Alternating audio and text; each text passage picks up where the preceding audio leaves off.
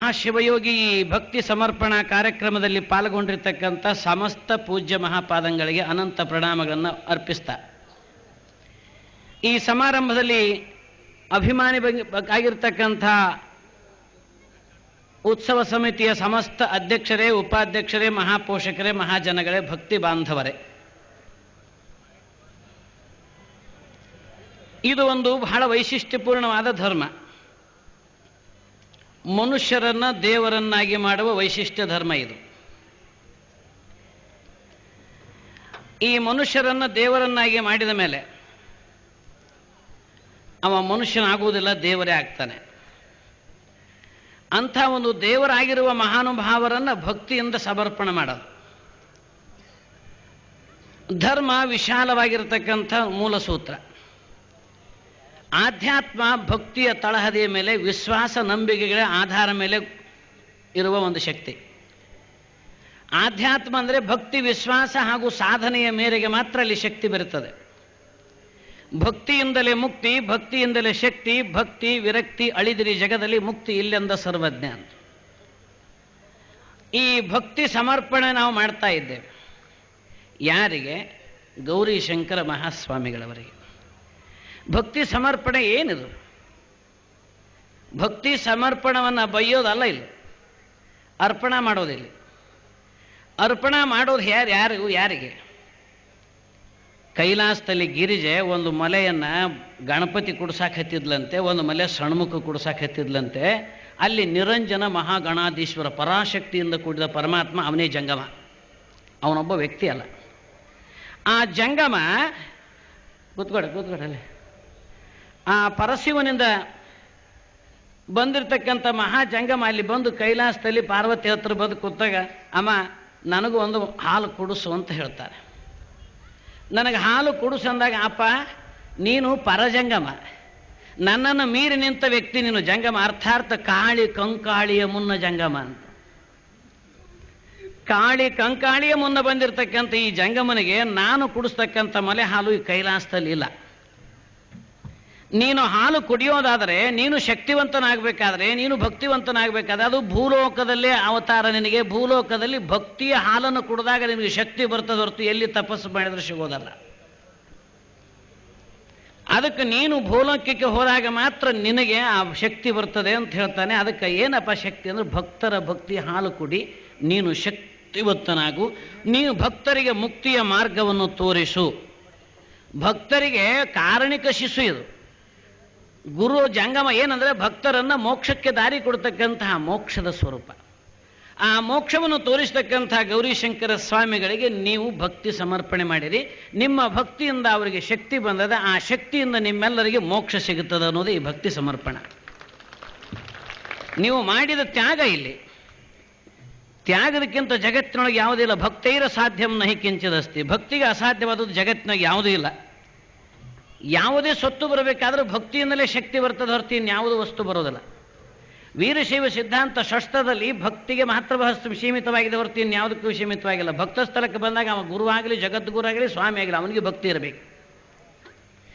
ಅವನಿಗೂ ಭಕ್ತಿ ಇಲ್ಲ ಅಂದ್ರೆ ತನ್ನ ತಿಳ್ಕೊಳ್ಳಿಕ್ಕಾಗಲ್ಲ. ಅವನು ಗುರು ಆದರೂ ಸಹಿತ ಶಕ್ತಿ ಆಗೋದಿಲ್ಲ.